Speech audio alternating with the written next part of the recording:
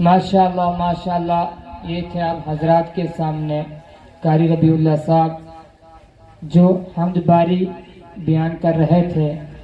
تو اب زیادہ وقت لینا بے ادبی کی بات ہے، اس لیے کہ ہمارے درمیان میں ہمارے رہبر و رہنما، ہماری جموں و کشمیر کی شان، جموں کے شاہی امام ہمارے درمیان میں تشریف فرما ہے.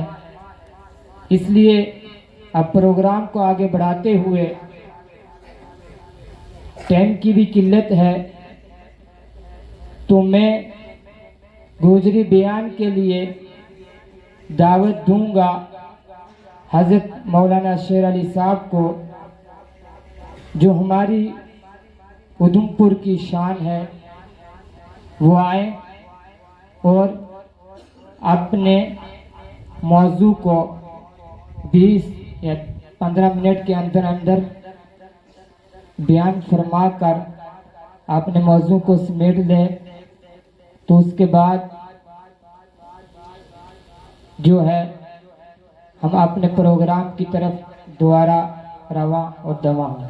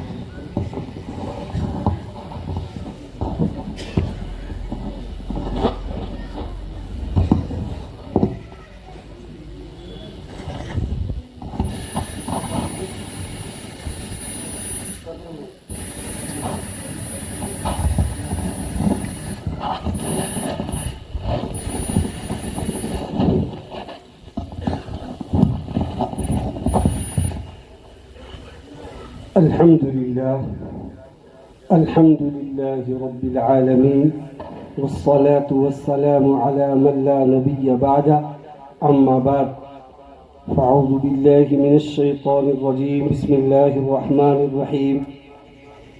قال الله تعالى في كلامه المجيد والفرقان الحميد: لقد كان لكم في رسول الله أسوة حسنة.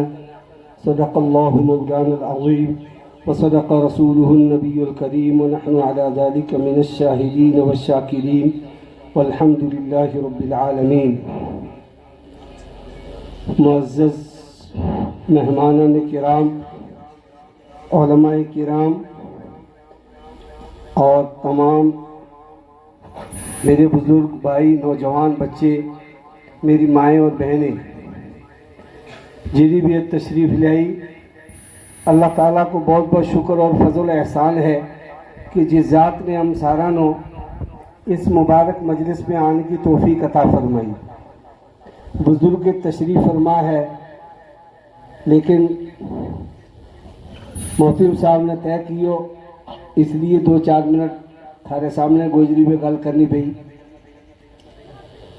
اللہ تعالیٰ نے ہمارا ساروں کے اوپر فضل فرمایا، احسان فرمایا، تو کرم فرمایا، تے اپنی نظر رحمت فرمائی تے ہم اس پروگرام پہ پہنچیا. کیونکہ اللہ تعالیٰ اگر کسی نے توفیق نہیں دیے تو بندہ نیکی نہیں کر سکتا. وما توفیقی الا باللہ، اللہ کے علاوہ کوئی توفیق دینے والا نہیں. اللہ نے کرم فرمایا، رحمت فرمائی، اپنی نظر رحمت فرمائی تے ہم اس پروگرام پہ پہنچ سکیا. ورنہ کوئی اور مشکل کام آ جاتا، کوئی اور پریشانی پیش آ جاتی تو ہم اس کام پہ نہیں پہنچ سکا تھا. اللہ تعالیٰ نے توفیق دیتی. جب اللہ تعالیٰ نے ہم نے توفیق دیتی تو ہم اس کام کی، اس بیسن کی، اس مجلس میں آن کو مقصد سمجھا، اور کہ ہم ایک آیا کیوں، ہم نے دعوت دیتی کیوں، ہم کس وجہ نال آگے بیس گیا، اپنا کمانا چھوڑ گئے، اپنا کرانا چھوڑ گئے. ہماری گھر کی مستورات، عورت، ماں، بہن، جنیت آئی، جنہوں کی گھر کا کما کی فرصت ملتی نہیں. آج جویت کس طرح آ گئی؟ اللہ نے توفیق دیتی. اگر اللہ نے توفیق دیتی تو اس کی ہم نے قدر کرنی ہے. اللہ پاک نے قرآن پاک میں فرمایا لَإِن شَكَرْتُمْ لَأَزِيدَنَّكُمْ کہ اگر اللہ تعالیٰ فرماوے کہ اگر تم میری نعمتہ کو شکر کرو گا تو میں تمہیں اور زیادہ دوں گا. وَلَئِن كَفَرْتُمْ اور اگر تم میری نعمتہ کی ناشکری کرو گا تو ان عذابی لشدید پھر میرا عذاب بڑا سخت ہے. اس لیے ہمارا ایک آن کو مقصد ہے کہ ہم ایک آیا تو قرآن پاک کی نسبت کے نال آئے. تو یہ تو مدرسے میں بچہ حافظ قرآن ہوا ہے, ان کی دستار بندی بھی ہونی ہے, ان کی حوصلہ افزائی بھی ہونی ہے. کیوں کہ حافظ قرآن کی کوئی چھوٹی فضیلت نہیں ہے. اللہ کے پیارے رسول صلی اللہ علیہ وسلم نے فرمایا کہ جو حافظ قرآن ہے اس کو قیامت کے دن اللہ کی طرف اعلان کیا جائے گا اس کا واسطے کہ اقرأ ورتل کما کنت ترتل فی الدنیا فإن منزلک عند آخر آیت تقرؤها کہ پڑھ قرآن نو اور جنت کا درجہ میں چڑھ, اس طرح پڑھ جس طرح تو ٹھہر ٹھہر کے دنیا میں پڑھے تو کہ تیری آخری منزل ہوتا ہے جب تو آخری آیت پڑھے. تو ہمارا ایک آن کو مقصد ہے نسبت قرآن ہے. قرآن اللہ کی کلام ہے, اللہ کو کلام ہے. اللہ پاک نے قرآن ہدایت واسطے نازل فرمایا تاکہ ہم لوگ قرآن کے نال جڑ جاؤں, تم ہم قرآن کو پڑھنے والا بن جاؤں, تم ہم اپنا بچے کو قرآن پاک پڑھانے والا بن جاؤں.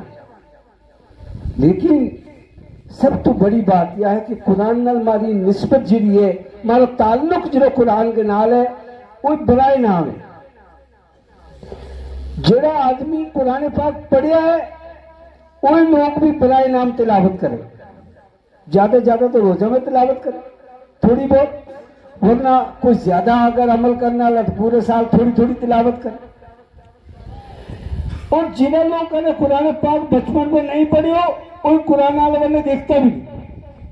آج ہماری عمر بہت بڑی ہو گئی, ہم 40 سال کا ہو گیا, 30 سال کا ہو گیا, 50 سال کا ہو گیا, 60 سال کا ہو گیا, ہم قرآن کو کس طرح پڑھا؟ تم صحابہ کرام کی عمرانوں دیکھو کہ رسول پاک صلی اللہ علیہ وسلم کا ہاتھ پر ایمان لے آیا. حضرت سلمان فارسی کی عمر تو 90 سال تھی, ایمان لے آیا, پھر انہوں نے قرآن سیکھی, پھر انہوں نے قرآن پڑھی. سارا تو عربی نہیں تھا, باہر کا لوگ بھی تھا جرا ایمان لے آیا. سلمان فارسی تو فارس کا رہنے والا تھا.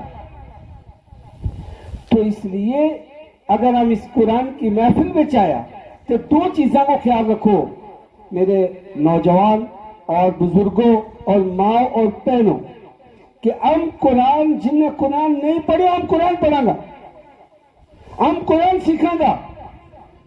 بولو انشاءاللہ کہ جن نے قرآن نہیں پڑھے اور نہیں سیکھے وہ قرآن سیکھیں گا, قرآن پاک واسطے محنت کرے گا. اگر 70 سال 80 سال کا آدمی نے نیت کر لی کہ میں قرآن پڑھنا ہے, میں قرآن کو حافظ بننا ہے, تو انشاءاللہ اگر وہ سچا دل نہ محنت کرے, اگر دنیا میں چلے بھی تو قیامت کے اندر وہ حافظ قرآن اٹھایا جائے. اس لیے قرآن کے نال ہماری خاص نسبت ہونی چاہیے. جنہاں لوگ حج عمرہ واسطے جاوے تو وہ جا کے دیکھیں کہ جنہاں لوگ عرب کا لوگ اور بہت عربی ممالک کا لوگ ہے, وہ لوگ فضول گل نہیں کرتا, فضول محفل نہیں لاتا. ہر ایک آدمی نے قرآن اپنی جیب میں چھوڑ رکھی ہو. جس وقت گڈی میں سفر کرے, سیٹا میں بیٹھا ہے, کتے گڈی کو ایکسیڈنٹ ہو گیا, روک کیا, کتے محفل لا لی تو ایک دم قرآن کھول کے تلاوت شروع کر لی, ایک دم قرآن کی تلاوت شروع کر لی. آج یہ نہ پوچھ لیو, عمرہ پر جانے والے لوگوں کو پوچھ لیو. کیوں کہ ان لوگوں کو تعلق قرآن کے نال ہے.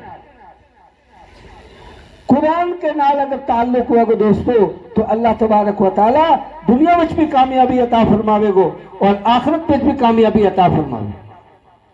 قرآن ہدایت کی کتاب ہے, قرآن کو مطلب سمجھنے کی ضرورت ہے.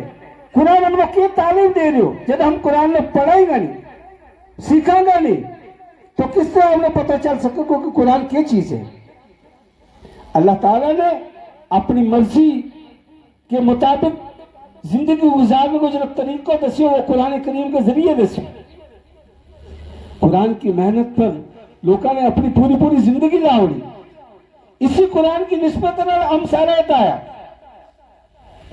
अगर कुरान के नाल हमारी निस्बत होगी तो हमारी औलाद के अंदर भी वह निस्बत मुंतकिल होगी, और अगर कुरान के नाल हमारा ताल्लुक नहीं हुआ तो हमारी औलाद को कुरान के नाल ताल्लुक होना बहुत मुश्किल। इसलिए यह जरूरी है कि हम कुरान सीखने वाले बन जाए। इसलिए सारा नियत करो, मेरी माँ बहन जी भी मेरी आवाज सुने रहे वही भी नियत करो कि जिन्हें कुरान नहीं पढ़े है, जिन्हें बुजुर्ग बैठा है, वो सारा नियत करो कि इंशाअल्लाह हम कुरान पढ़ेगा। बोलो इंशाअल्लाह। अल्लाह ताला हम सारों को कहन सुन जरा अमल करने की तौफीक अता फरमावे, क्योंकि अगर बात लंबी की जाए तो बुजुर्गों की शान में गुस्ताखी है। हजरत तशरीफ फरमा है, हमने हजरत को बयान सुनना है, और इससे पहले हमारी यह नियत कर लें कि भाई हम एक काम वास्ते आया, दीन की गल सुनने वास्ते आया, कुरान की गल सुनने वास्ते आया। हमारी यह नियत पहले साफ होनी चाहिए कि अल्लाह हम तेरा घर पे बैठा, मस्जिद में बैठा, सारा आदमी एतकाफ की नियत करो। बोलो हम सब सुन्नत एतकाफ की नियत करते हैं। बोलो हाँ, अरबी में याद नहीं है तो अपनी जुबान में बोलो कि हम सब सुन्नत एतकाफ की नियत करते हैं, क्योंकि मस्जिद में बैठे हैं, मस्जिद में बैठने को अलग सवाब है, और जो गल एक सुनांगा उस पर इंशाअल्लाह अमल करांगा। बोलो इंशाअल्लाह अमल करांगा। अमल की नियत ना बैसो। ऐसे नहीं है, आजकल हमारे नौजवानों के अंदर एक बड़ी अजीब किस्म की हरकत है, जिसने मोबाइल रखा है, कोई बुजुर्ग बयान कर रहे तो फटाफट उसका मुंह के सामने ला लिया तो उसकी फिल्म बना लिए। बगैर जरूरत के फिल्म बनाना, फोटो उठाना सब कुछ हराम है। हाँ, अगर कोई जरूरी है किसी हजरत को बयान नोट कर ले तो चुप करके कोई एक साथी उसका बयान नोट कर ले, वो अलग चीज है। लेकिन हर एक ने मोबाइल खोल के रखे वो फिल्म बनाने के चक्कर में है। अगर आप मस्जिद में बैठ के भी हराम काम को इर्तिकाब करेंगे तो फिर हमारी बख्शिश के तो नहीं। बहुत सारे लोग शौक नाल वीडियो बनावे, वो कोई लोग तो मैं ऐसा देखा किसी ब्याह में किसी उसमें गया तो कोई आलिम हाफिज मौलवी ला के तो उसका मुंह के सामने मोबाइल रख दियो, उसका इंटरव्यू लेकर फिर उसको यूट्यूब पे चढ़े। अरे भाई मुसलमान हो गए, हराम करने को इंतकाम मत करो। यो हराम है, हराम है, हराम है, नाजायज उसको इस्तेमाल मत करो। हाँ, यह सारी वजह है हमारी कुरान से दूर होने की, कुरान में न समझने की। अगर हम कुरान में समझेंगे, इस नीयत ना हमें बैसेगा कि अल्लाह हम तेरा कार में आया, ते तौफीक दी, ते हमें पूछा, ते अल्लाह अमल की तौफीक दिए। पिछली जिंदगी हमारी जैसी भी गुजरी, अगर हम कुरान नाल जुड़िया रहेंगे, कुरान को सीखांगा, कुरान को सिखावांगा। अल्लाह ताला हम सारा कहन सुन जरा अमल करने की तौफीक अता फरमावे। व आखिर दावाना अनिल हम्दुलिल्लाहि रब्बिल आलमीन।